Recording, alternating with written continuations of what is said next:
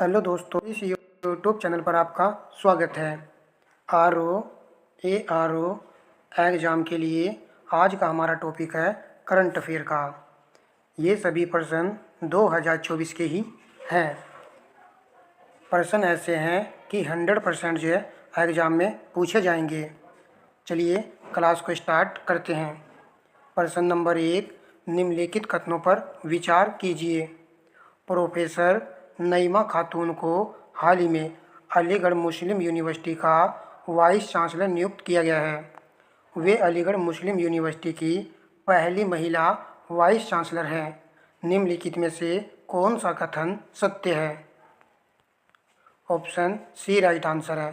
First व second दोनों ही कथन यहाँ पर सत्य हैं। प्रश्न नंबर 2 है, किस प्रकार के क्षुद्र ग्रह की पहचान चिक्सुलप प्रभावक के रूप में की गई है? ऑप्शन बी राइट आंसर है।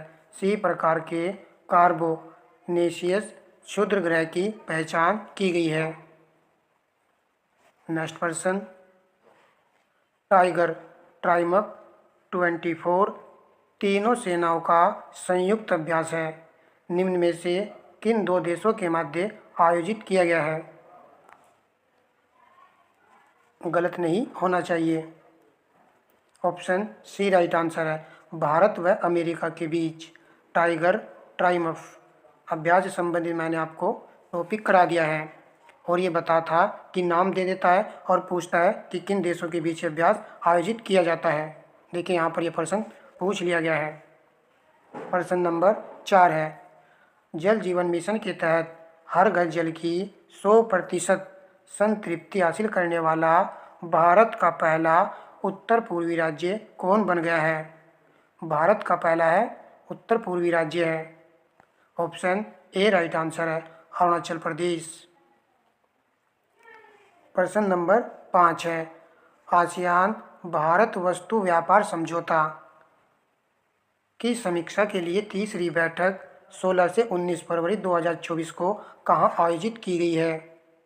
ऑप्शन बी राइट आंसर है, भारत में जो है यह बैठक संपन्न हुई है। और याद रखना है, आसियान भारत वस्तु व्यापार समझौता के तहत। प्रश्न नंबर नेक्स्ट, निम्नलिखित कथनों पर विचार कीजिए। उपरोक्त कथनों में से कौन सा कथन असत्य है? असत्य कथन का चयन करना है।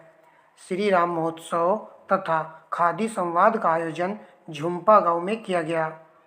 इसका आयोजन KVIC के द्वारा किया गया। तो ऑप्शन बी राइट आंसर है। केवल फर्स्ट वाला कथन यहाँ पर असत्य है, क्योंकि झुम्पा गांव जो है पंजाब में नहीं है, ये गांव है आपका हरियाणा राज्य में। तो याद रखना है आपको कि श्री राम महोत्सव तथा खादी संवाद का आयोजन हरियाणा के झुम्पा गांव में आयोजित किया गया है। प्रश्न नंबर नेक्स्ट देखिए, 1000 वर्षों से मनाए जा रहे सोमिन साई उत्सव का समापन कर दिया गया है। यह उत्सव किस देश से संबंधित है? तो उत्सव से जो प्रश्न एग्जाम में बनता है, सोमिन साई उत्सव। ऑप्शन सी राइट आंसर है, जापान में जो है इसका आयोजन किया जाता है। देख लीजिए कितना पुराना ये उत्सव है। प्रश्न नंबर नेक्स्ट, हाल ही में प्रकाशित विश्व LNG रिपोर्ट 2024 के अनुसार वर्ष 2023 में कौन सा देश भारत का दूसरा सबसे बड़ा तरलीकृत प्राकृतिक गैस आपूर्तिकर्ता बन गया है? ऑप्शन ए राइट आंसर है, अमेरिका। प्रश्न नंबर नेक्स्ट, हाल ही में किस देश ने अपना पहला व्यापक जलवायु परिवर्तन कानून पारित किया है? ऑप्शन बी राइट आंसर है, दक्षिण अफ्रीका ने। प्रश्न नंबर 10 है, वर्ष 2024 में कोनिदला चिरंजीवी को किस क्षेत्र में उनके विशिष्ट योगदान के लिए पद्म विभूषण से सम्मानित किया गया है? तो इनका संबंध जो है किस क्षेत्र से है?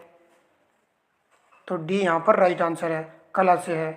कोनिदला चिरंजीवी को कला के क्षेत्र में कौन सा पुरस्कार मिला है? पद्म विभूषण। पद्म विभूषण से पर्सनल एग्जाम में 100% जो है छपेगा। एम फातिमा बीवी के संदर्भ में निम्नलिखित कथनों पर विचार कीजिए। वर्ष 2024 में इन्हें पद्म भूषण से मरणोपरांत सम्मानित किया गया है। इनका संबंध केरल राज्य से है। उपरोक्त कथनों में से कौन सा कथन सत्य है? तो सत्य कथन का यहाँ पर हमको चयन करना है। यदि आपने ऑप्शन सी चुना है तो बिल्कुल सही आंसर है। फर्स्ट व सेकंड दोनों ही कथन यहाँ पर सही है। तो इनको जो है पद्म भूषण पुरस्कार से सम्मानित किया गया है। प्रश्न नंबर नेक्स्ट है, हाल ही में केंद्रीय जांच ब्यूरो सीबीआई ने अंतर्राष्ट्रीय अपराध से निपटने के लिए सहयोग बढ़ाने के लिए किसके साथ हस्ताक्षर किए हैं? यूरोपोल, इंटरपोल, यूनिसेफ, केंद्रीय नारकोटिक्स ब्यूरो। तो ऑप्शन ए राइट आंसर है, यूरोपोल के साथ में।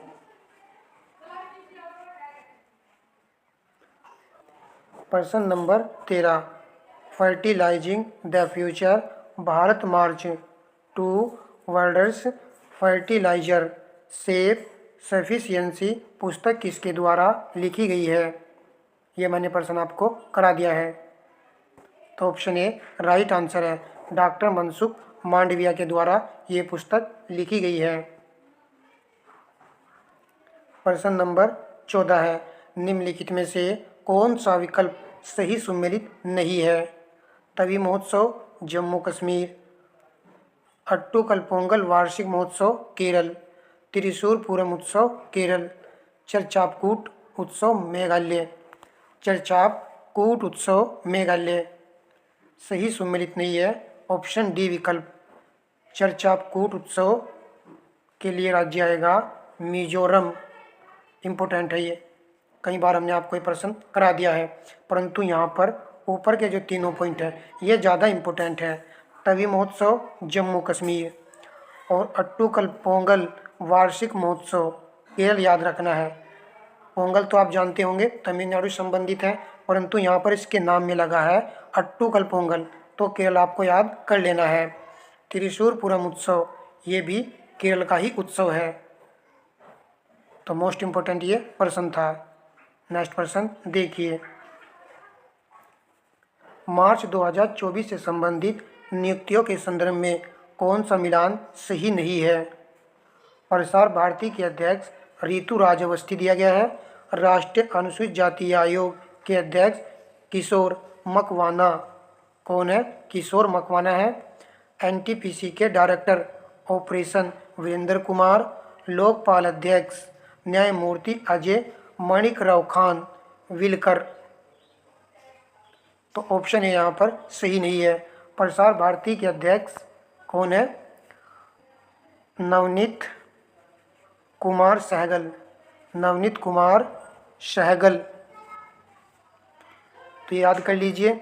और डी वाला भी याद रखना है आपको कि लोकपाल के अध्यक्ष कौन है? न्यायमूर्ति अजय मणिकराव खान विलकर। प्रश्न नंबर 16 है, इसरो ने कर्नाटक के चोलकेरी में एरोनॉटिकल टेस्ट रेंज ATR से अपने किस रियूजेबल लॉन्च व्हीकल के लैंडिंग मिशन की सफल टेस्टिंग की? ऑप्शन सी राइट आंसर है, पुष्पक। प्रश्न नंबर नेक्स्ट है, स्पेन के कार्लोस अलकराज ने किसे हराकर इंडियन वेल्स ATP टूर्नामेंट जीता है? ये भी एक अच्छा प्रश्न है। तो डी विकल्प यहाँ पर राइट आंसर होगा, डेनियल मेदवेदेव को हरा करके जीता है इंडियन वेल्स ATP टूर्नामेंट का खिताब। प्रश्न नंबर लगाते हैं 18, 2+2 वार्ता के संबंध में निम्नलिखित कथनों पर विचार कीजिए। भारत और ब्राज़ील के मध्य 2+2 वार्ता का आयोजन वर्ष 2024 में रियो डी जेनेरो में किया गया। यह भारत और ब्राज़ील के मध्य 2+2 वार्ता का पहला संस्करण था। सही कथन का चयन करना है। ऐसे प्रश्न जो है एग्जाम में बन जाते हैं। तो ऑप्शन बी राइट आंसर है। केवल सेकंड वाला पॉइंट यहाँ पर सही है, फर्स्ट वाला पॉइंट यहाँ पर सही नहीं है। 2+2 वार्ता के संबंध में, ये भारत और ब्राज़ील के मध्य वार्ता है जिसका आयोजन कहाँ पर किया गया है, याद रखना है, अपने देश की राजधानी नई दिल्ली में जो है इसका आयोजन किया गया है। तो मोस्ट इम्पोर्टेंट ये प्रश्न है। प्रश्न नंबर 19 है। 13 मई 2024 को मेघालय के उमरोई में भारत एवं किस देश के मध्य संयुक्त सैन्य अभ्यास शक्ति का 7वां संस्करण शुरू हुआ है। संयुक्त सैन्य अभ्यास शक्ति और इसका 7वां संस्करण है। यह अभ्यास आयोजित किया जाता है। तो बी विकल्प यहाँ पर राइट आंसर है। प्रश्न नंबर 20 देखिए। हाल ही में उत्तर प्रदेश के मेरठ स्थित श्री वेंकटेश्वर विश्वविद्यालय ने विद्यार्थियों के बीच शैक्षिक और अनुसंधान सहयोग को बढ़ावा देने के लिए किस देश के साथ एक समझौता ज्ञापन पर हस्ताक्षर किए हैं। ऑप्शन ए राइट आंसर है, ब्राज़ील देश के साथ में। याद कर लीजिए, मेरठ में स्थित है ये वेंकटेश्वर विश्वविद्यालय, जो कि विद्यार्थियों के बीच शैक्षिक और अनुसंधान सहयोग को बढ़ावा देने के लिए उत्तर प्रदेश सरकार ने ब्राज़ील देश के साथ एक समझौता ज्ञापन पर हस्ताक्षर किए हैं। प्रश्न नंबर 21। भारत का 82वां रामसर स्थल निम्न में से कौन सा है। तो ऑप्शन बी राइट आंसर है, नक्टी। यह आपका 82वां रामसर जो है स्थल है। यदि 81वां पूछ लिया जाए तो आएगा नागी। ये दोनों ही रामसर स्थल बिहार राज्य के हैं। हालांकि वर्तमान में रामसर स्थल की संख्या 85 जो है हो चुकी है, परंतु 81वां और 82वां भी 2024 में ही ये शामिल हुए हैं। तो वहाँ पर मंथ दे करके पूछ लेगा। चलिए प्रश्न नंबर लगाते हैं 22। उत्तर प्रदेश में स्थित रामसर स्थलों की संख्या निम्न में से कितनी है। तो उत्तर प्रदेश में रामसर स्थलों की संख्या हो गई है 10। तो 10 आपको याद रखना है। प्रश्न नंबर 23।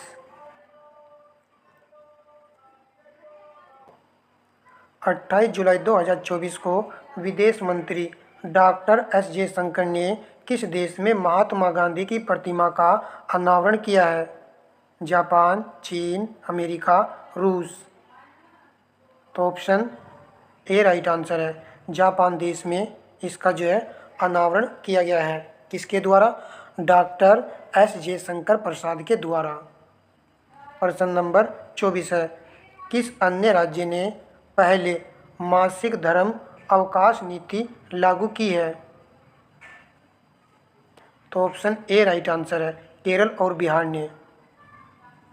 प्रश्न नंबर 25 है। तीसरे चरण के प्रशिक्षण से गुजर रहे डेंगू के टीके का नाम क्या है। तो डेंगू के टीके का हमको यहाँ पर नाम बताना है। ऑप्शन सी राइट आंसर है, डेंगीओल। याद रखना है, डेंगीओल। प्रश्न नंबर 26 है। अगस्त 2024 में नीरज चोपड़ा ने पुरुषों की भाला फेंक स्पर्धा में दूसरे स्थान पर रहते हुए अपने सीजन का सर्वश्रेष्ठ 89.49 मीटर थ्रो कहाँ हासिल किया है। तो ऑप्शन सी राइट आंसर है, लॉजेन डायमंड लिंग में। प्रश्न नंबर नेक्स्ट देखिए। TOI 715B के संबंध में निम्नलिखित कथनों पर विचार कीजिए और सत्य कथन का चयन करना है। TOI 715 सुपर अर्थ बी ग्रह की खोज नासा द्वारा की गई है। यह जो एक बी ग्रह है जिसकी खोज जो है नासा ने की है। इस ग्रह पर रहने योग्य क्षेत्र है। फिर कहा गया है यह ग्रह प्रोक्सिमा सेंटोरी तारे की परिक्रमा कर रहा है। तो केवल यहाँ पर फर्स्ट और सेकंड सही है, थर्ड वाला पॉइंट इसके बारे में सही नहीं लिखा हुआ है। तो ऑप्शन सी राइट आंसर हो जाएगा। विज्ञान प्रौद्योगिकी का ये पर्सन है, एग्जाम में पर्सन बन सकता है। पर्सन नंबर 28 है।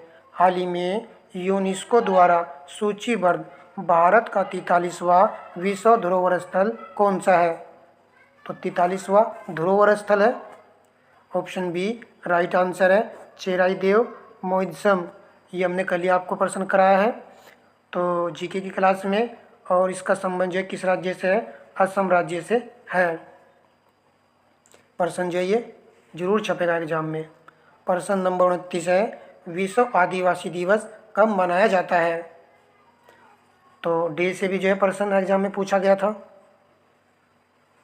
तो विश्व आदिवासी दिवस मनाया जाता है 9 अगस्त को। कब को? 9 अगस्त को।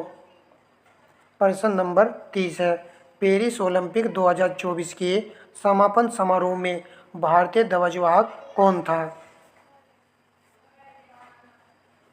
तो ऑप्शन सी राइट आंसर है PR सीरीजेस। और इनको जो है हाल ही में हॉकी के कोच भी नियुक्त किया गया है। प्रश्न नंबर नेक्स्ट देखिए।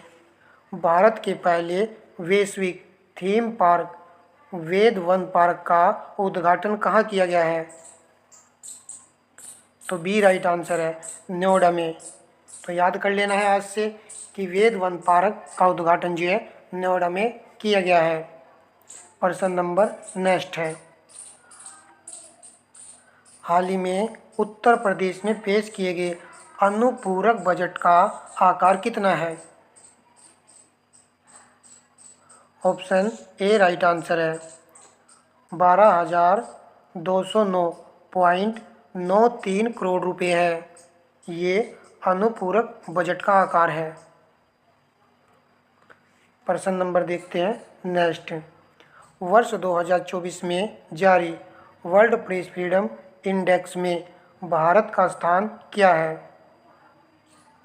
तो ऑप्शन डी राइट आंसर है 159वां है। तो 33% तो कवर हो चुके हैं। अब थोड़ा सा हम जो है वन लाइनर फॉर्म में क्वेश्चनों को लगाएंगे। जनवरी मंथ के जो प्रश्न हमने शामिल किए हैं जो हमको इम्पोर्टेंट लगे हैं। जनवरी 2024 को केंद्रीय इलेक्ट्रॉनिक्स एवं सूचना प्रौद्योगिकी राज्य मंत्री राजीव चंद्रशेखर ने सिनोप्सिस के चिप डिजाइन सेंटर का उद्घाटन कहाँ किया है? इसका उद्घाटन नोएडा के DLF टेक पार्क में किया गया है।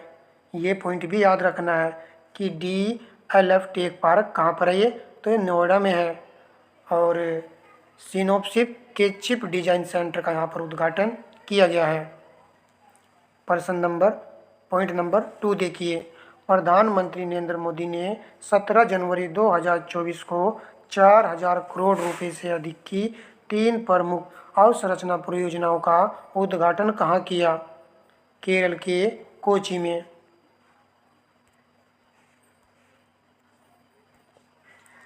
भारतीय सेना ने डिजिटल इंडिया विजन के एक हिस्से के रूप में अपने समृद्ध और गौरवशाली इतिहास को संरक्षित करने के लिए कौन सा प्रोजेक्ट शुरू किया है? तो याद रखना है शौर्य संकलन। शौर्य संकलन जो है एक प्रोजेक्ट शुरू किया है। और किसने किया है? भारतीय सेना ने डिजिटल इंडिया विजन के एक हिस्से के रूप में, ताकि गौरवशाली इतिहास को संरक्षित किया जा सके। नेक्स्ट देखिए। 22 जनवरी 2024 को आकाशवाणी ने किस एक नए चैनल का शुभारंभ किया है? तो चैनल का नाम है आराधना। देखिए इस प्रकार प्रश्न हम लगा रहे हैं, जब ये ऑप्शन में आएंगे तो आसानी से कवर हो जाएंगे और बहुत ही अच्छी जानकारी है ये। केंद्रीय रक्षा मंत्री राजनाथ सिंह ने 19 जनवरी 2024 को कहाँ वर्चुअल माध्यम से सीमा सड़क संगठन BRO द्वारा निर्मित 670 करोड़ रुपए की 35 विकास परियोजनाएं राष्ट्र को समर्पित की हैं? उत्तराखंड के जोशीमठ में। उत्तराखंड के जोशीमठ को जो है 670 करोड़ रुपए की। कितनी परियोजनाएं हैं? 35 विकास परियोजनाएं हैं। नेक्स्ट पॉइंट पर चलते हैं। केंद्रीय स्वास्थ्य एवं परिवार कल्याण मंत्री डॉक्टर मनसुख मांडविया ने वर्चुअल माध्यम से असम के गुवाहाटी में स्थित राष्ट्रीय फार्मास्यूटिकल शिक्षा एवं अनुसंधान संस्थान के अस्थायी परिसर का उद्घाटन कब किया? 12 जनवरी 2024 को। ये नहीं पूछेगा, केवल ये पूछेगा कि असम के गुवाहाटी में स्थित राष्ट्रीय फार्मास्यूटिकल शिक्षा एवं अनुसंधान परिषद के अस्थायी परिसर का उद्घाटन जो है किसके द्वारा किया गया था? तो याद रखेंगे, केंद्रीय स्वास्थ्य एवं परिवार कल्याण मंत्री डॉक्टर मनसुख मांडविया ने इसका उद्घाटन किया है। नेक्स्ट पॉइंट, 10 जनवरी 2024 को रक्षा लोक सेवा इकाई भारत इलेक्ट्रॉनिक्स लिमिटेड भेल के केंद्रीय अनुसंधान प्रयोगशाला के अत्याधुनिक सभागार अभिज्ञान का उद्घाटन कहाँ किया गया है? तो यह है अभिज्ञान, इसका उद्घाटन किया गया है गाजियाबाद में। यूपी का प्रश्न है और इम्पोर्टेंट ये रहेगा। नेक्स्ट पॉइंट ये है कि लाइक एंड शेयर के बटन को भी क्लिक जो है कर दीजिएगा। प्रश्न नंबर नेक्स्ट, आर्थिकी। प्रधानमंत्री नरेंद्र मोदी ने 19 जनवरी 2024 को नए अत्याधुनिक Boeing India engineering and technology centre के परिसर का उद्घाटन कहाँ किया है? तो ये अत्याधुनिक है और Boeing India engineering and technology centre है, जिसका उद्घाटन कर्नाटक के बेंगलुरु में किया गया है। नेक्स्ट प्रश्न देखिए, सांख्यिकी एवं कार्यक्रम कार्यान्वयन राज्य मंत्री स्वतंत्र प्रभार राव इंद्रजीत सिंह ने 16 जनवरी 2024 को नई दिल्ली में MP लेड योजना के तहत संशोधित फंड फ्लो प्रक्रिया के लिए किस मोबाइल एप्लीकेशन का शुभारंभ किया है? इस एप्लीकेशन का नाम है MP लेड्स ई-साक्षी। तो ई-साक्षी आपको याद रखना है और ये भी याद रखना है कि राज्य मंत्री ने इसको लॉन्च किया है और राव इंद्रजीत सिंह है। चलिए नेक्स्ट प्रश्न देखते हैं। हाल ही में किस देश को मत्स्य पालन प्रबंधन पर संयुक्त राष्ट्र खाद्य एवं कृषि संगठन की समिति का उपाध्यक्ष चुना गया है? तो इसका आंसर होगा भारत देश।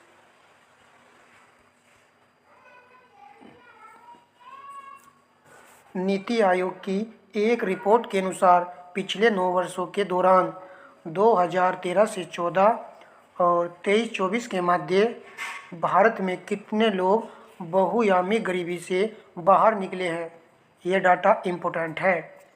24.82 करोड़ लोग जो है भारत में गरीबी रेखा से बाहर निकले हैं। इस रिपोर्ट को जो है नीति आयोग जारी करता है। नेक्स्ट पॉइंट देखिए, प्रधानमंत्री नरेंद्र मोदी ने 19 जनवरी 2024 को लगभग 2000 करोड़ रुपए की लागत से 8 अमृत कायाकल्प और शहरी परिवर्तन के लिए अटल मिशन परियोजनाओं की आधारशिला कहाँ रखी है? महाराष्ट्र के सोलापुर में 8 अमृत परियोजनाएं हैं। नेक्स्ट पॉइंट, राष्ट्रपति द्रौपदी मुर्मू ने 22 जनवरी 2024 को नई दिल्ली में असाधारण प्रतिभा वाले कितने बच्चों को प्रधानमंत्री राष्ट्रीय बाल पुरस्कार से सम्मानित किया गया है? 2024 के बाल पुरस्कार है तो 19 बच्चों को। तो इस प्रकार हमने यहाँ पर कुछ जनवरी के इम्पोर्टेंट पॉइंट देखे हैं और इस क्लास में 33 प्रश्नों को जो है कवर किया है। सेशन पसंद आने पर वीडियो को लाइक शेयर आप कर दीजिएगा। धन्यवाद दोस्तों।